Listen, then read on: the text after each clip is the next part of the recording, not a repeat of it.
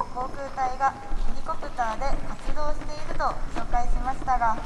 なんと今回消防音楽隊が消防局航空隊のヘリコプターとコラボした動画が YouTube にアップされることになりました。ただいま演奏しました花火を BGM に音楽隊と航空隊ヘリコプターのかっこいい動画ができましたので、ぜひご覧ください。 YouTube 広島市公式チャンネルより2日後の